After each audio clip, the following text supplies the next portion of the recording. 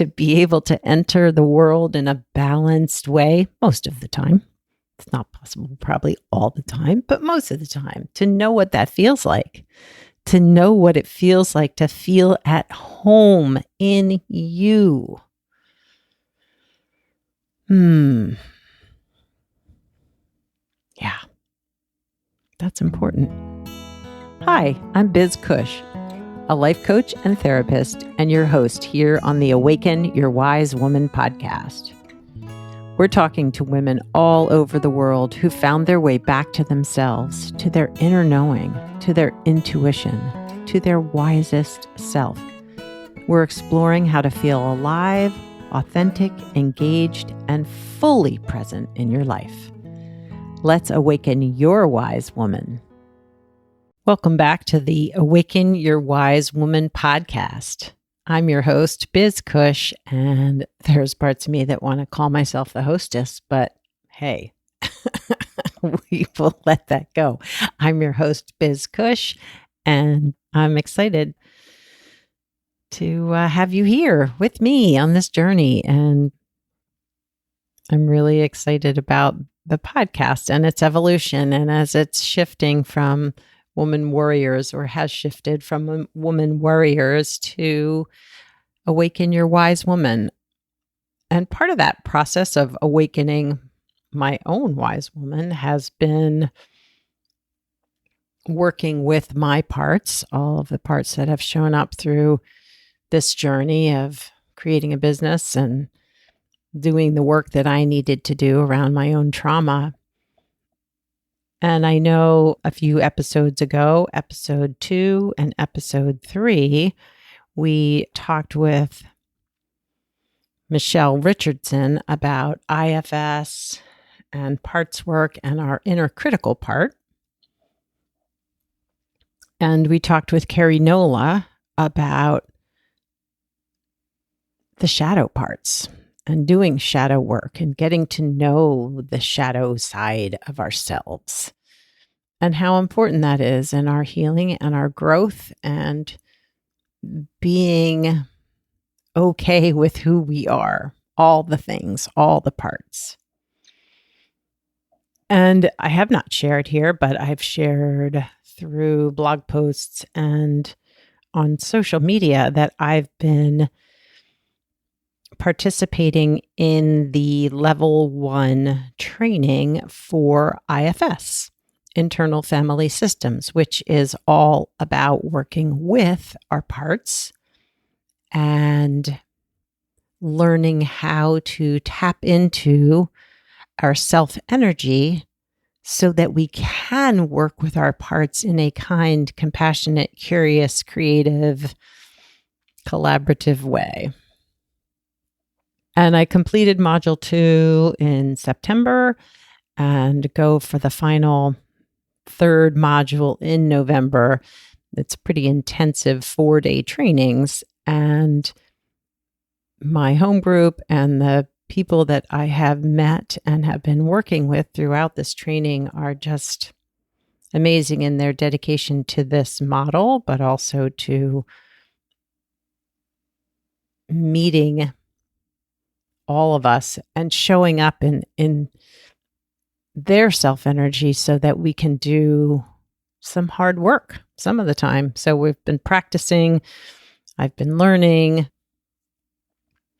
It's been a very experiential training, which has been really great. Really, really great. But interestingly, of course, as with anything new, when we're stepping into a new environment or doing something that's a little bit out of our comfort zone, parts show up that maybe we weren't aware of or that are just more activated than usual.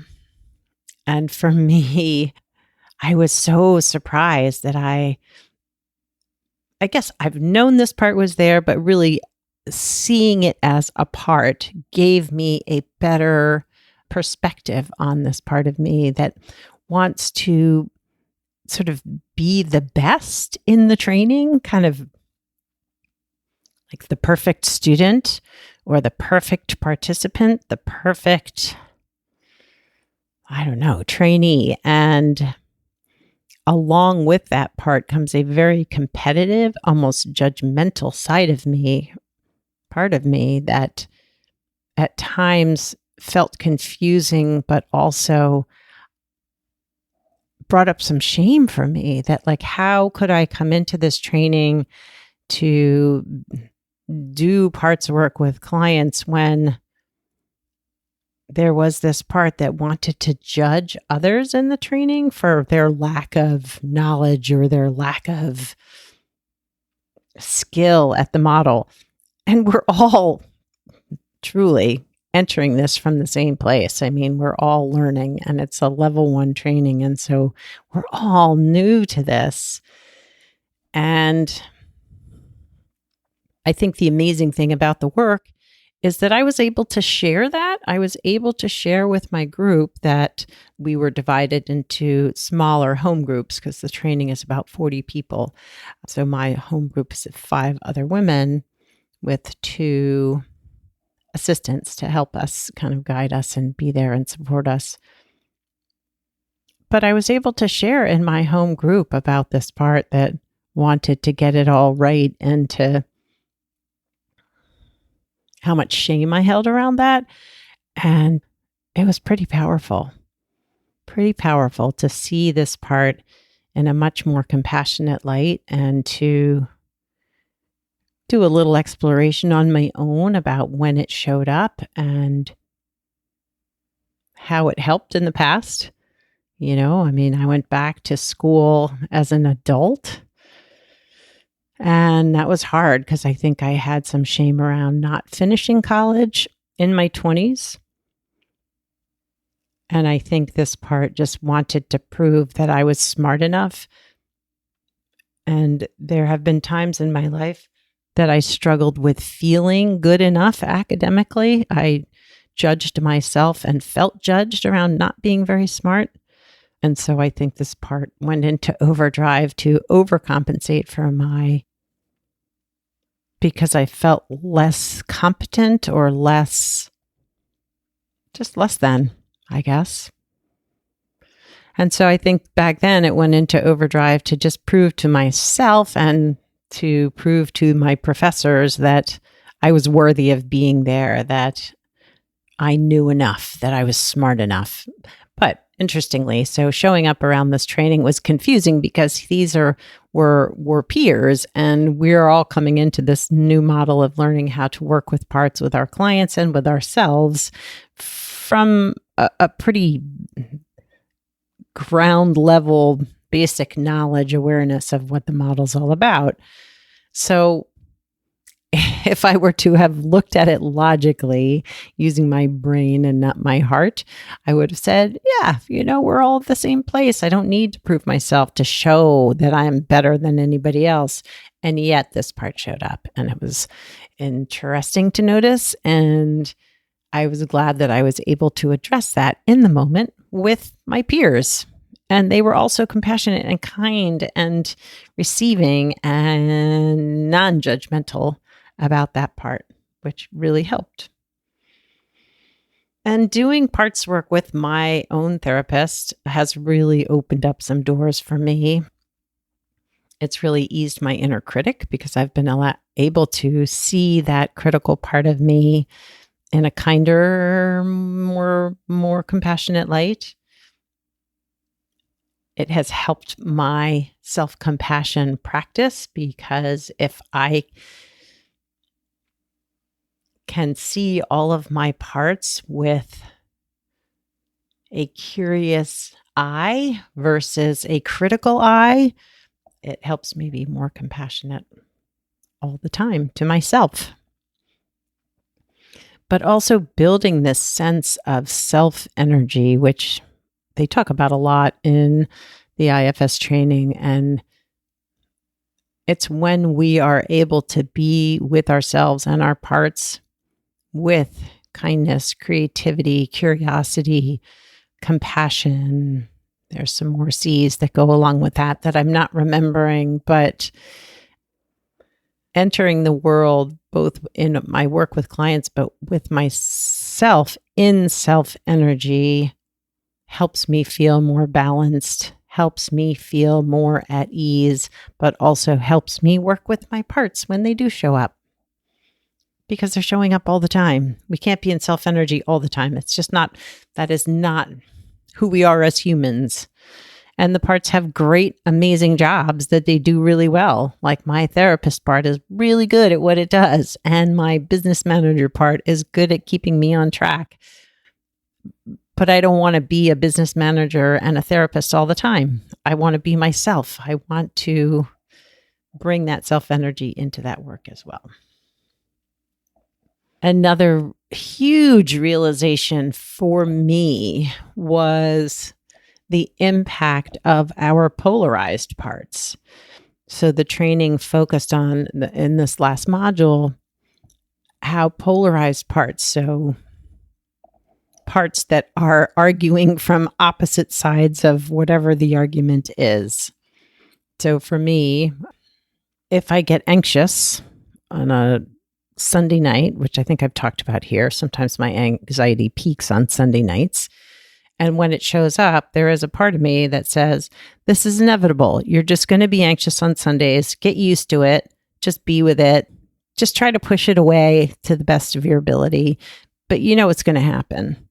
And then there's another side of me that says, this sucks. I hate this. I don't want the anxiety here. It needs to go away. But those two polar opposites just leave me feeling stuck and unable to fully understand what is driving the anxiety, what parts are being triggered or activated. And through understanding those polarized parts, by doing work with each of those parts so that I can go a little deeper within myself, has helped me manage that Sunday night anxiety in a very different way. So that feeling of stuckness or exhaustion in your life, sometimes that's because there are parts of you that are extremely polarized, that are constantly battling back and forth, leaving you with so little energy and so little motivation to move forward.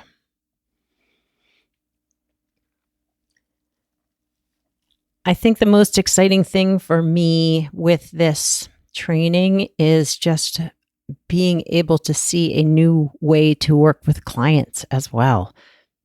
I think it will be helpful in both my coaching and my therapy work, because it is such a non-pathologizing, non-judgmental framework that all of our parts have value. The motto for IFS is all parts welcome.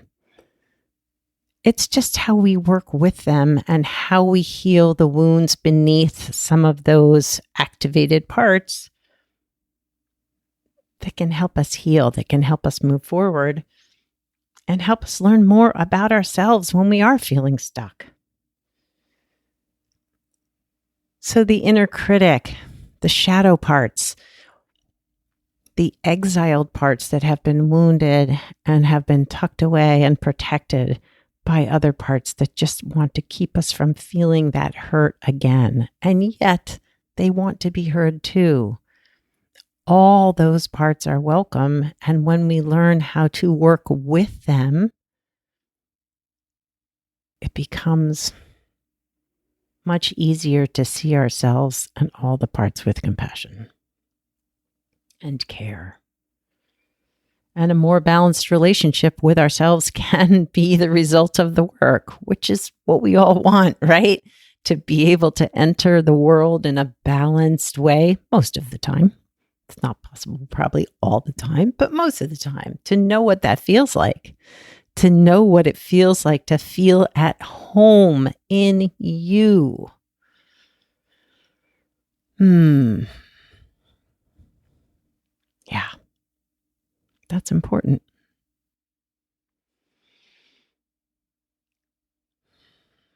So I'd like to guide you in a meditation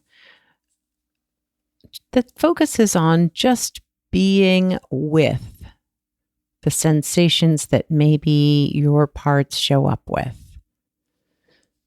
So oftentimes our parts can initially appear for us or become visible, noticeable, is through somatic or body sensations. And so this is just a very introductory level or whatever, introductory meditation to help you be with whatever part might be showing up in this moment.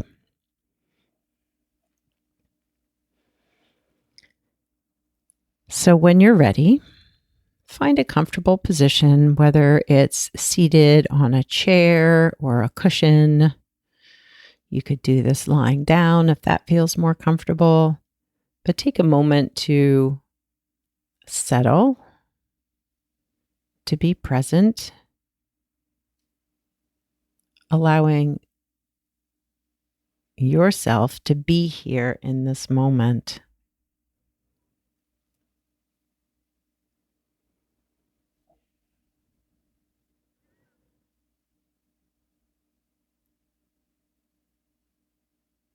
And if you need to make some adjustments to be comfortable, allow yourself to do that.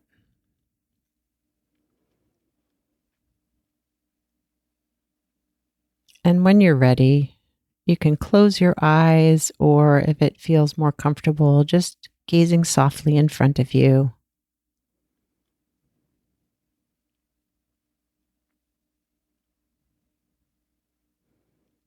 And we're just going to take a slow, deep breath in,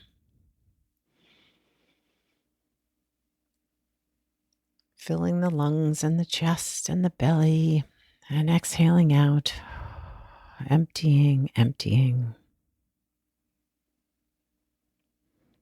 Do another long, deep breath like that, filling your chest, filling your belly,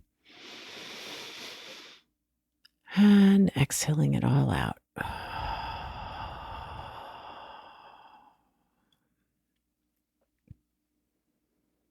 One more deep breath in, and exhaling out.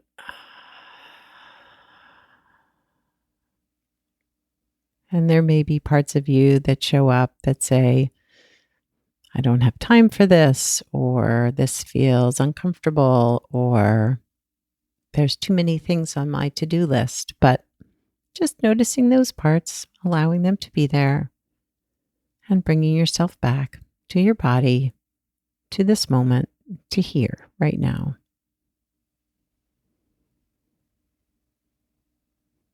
Feeling the weight of gravity as you sit or lay on the floor.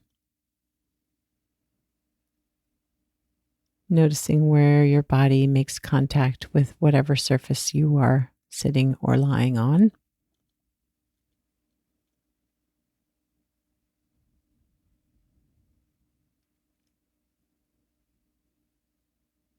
And then just tune into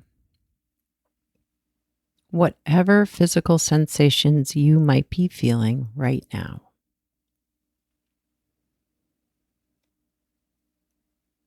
Are you noticing any tension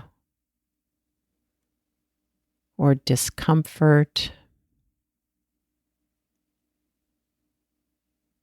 or pleasurable feelings, tingling or numbness?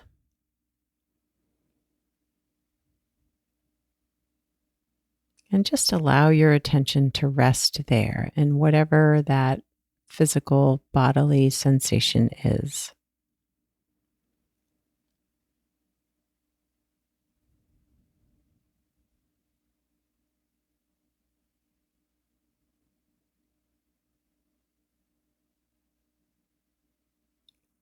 And notice if there is an image or words or color or temperature associated with that sensation.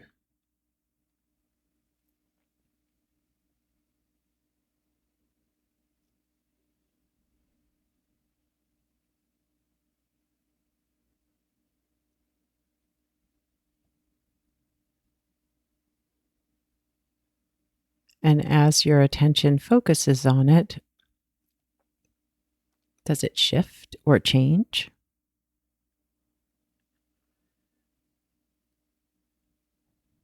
Does it intensify or soften?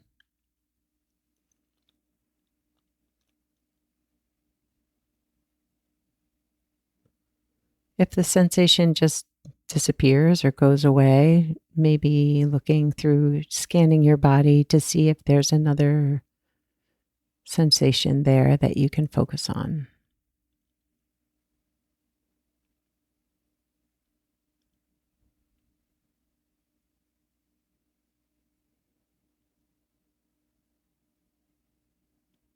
And just being with that part of you for this moment with openness, with curiosity. And if curiosity and openness don't feel possible right now, that's okay too. Just allow that feeling to be there and appreciate that it showed up for you to notice.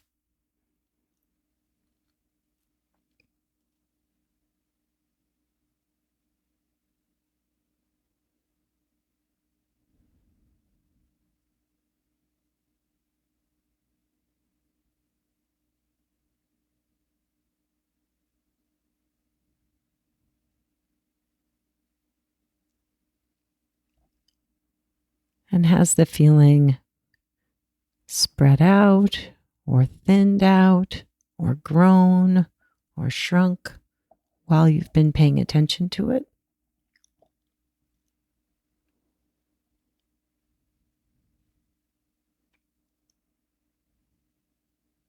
Are there other parts of you that are chiming in or showing up, saying it's time to move on or do something else? That's okay too. Just notice if those parts show up and maybe just ask them to step aside while you take this time to focus on your body and any sensations that you're feeling there.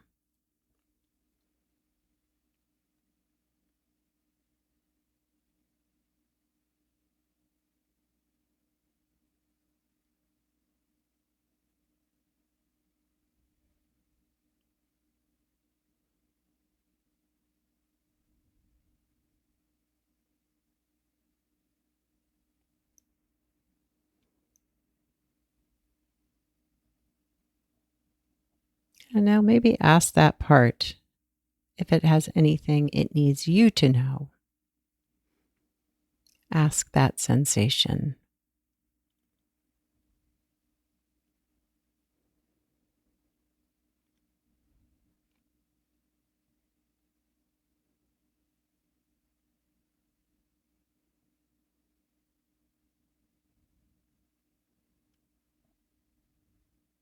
And just take in whatever it has to share.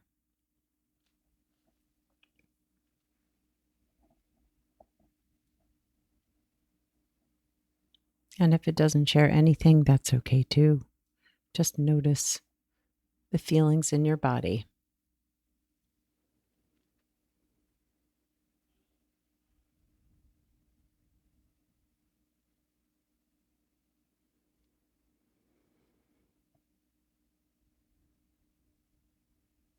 And now take a moment to thank your body and the sensations that showed up and allowed you to focus on them. Just thanking them for allowing you to be present with them today.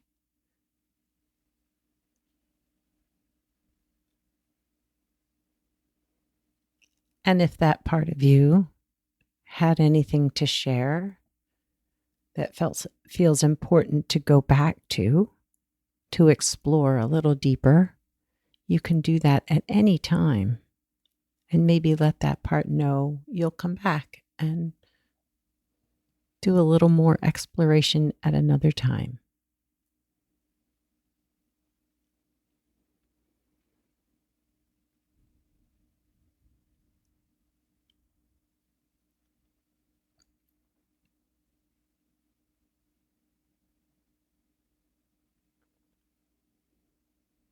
And now you can bring your awareness back to your whole body,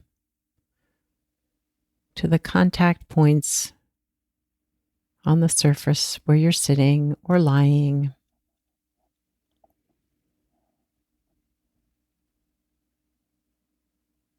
Moving your body in a gentle way that feels comfortable to you before you open your eyes or before you focus your gaze. And maybe taking one last deep breath in, exhaling out, and bringing yourself back to the space where you are.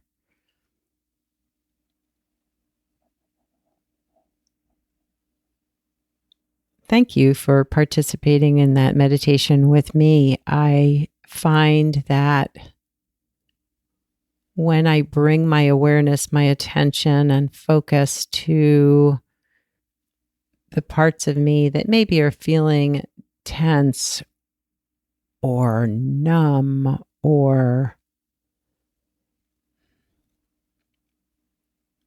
uncomfortable,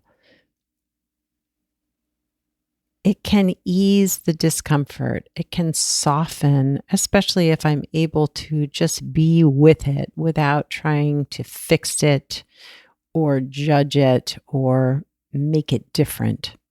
If I can just be with that feeling, it softens. And sometimes, if I'm with it, and just allowing it to be there, it might be that I hear something from that part that I wasn't aware of. Maybe something it's worrying about or something it wants me to notice. And it's all great information. And it's a way to just help you better understand or listen to your body to give the signals from your parts. The more we're paying attention, the more we are listening to our parts, to our body,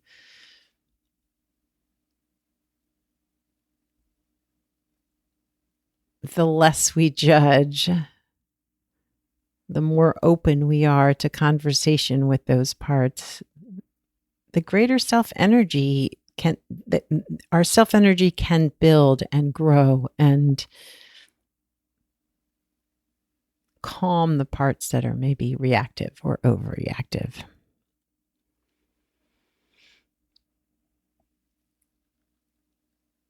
Well, once again, thank you for being here. Thank you for following the podcast. If you want to tune into the episodes that I mentioned at the beginning with Michelle Richardson or Carrie Nola, you can find those at awakenyourwisewoman.com or at Awaken Your Wise Woman on any podcast player that you listen to. You can also follow me through my newsletter and sign up through the website, elizabethcushcoaching.com. Have a wonderful week. Take care of your parts and you, and be gentle with yourself. I'm Biz Cush, and I look forward to connecting with you next time on the Awaken Your Wise Woman podcast. Thanks for listening to the Awaken Your Wise Woman podcast. The information in this podcast is not a substitute for seeking help from a licensed mental health professional. Music by Andy Cush, sound editing by Laura Disler, and show notes by Kathy Cush. If you'd like more information about me, Biz Cush, and the resources shared today, go to awakenyourwisewoman.com.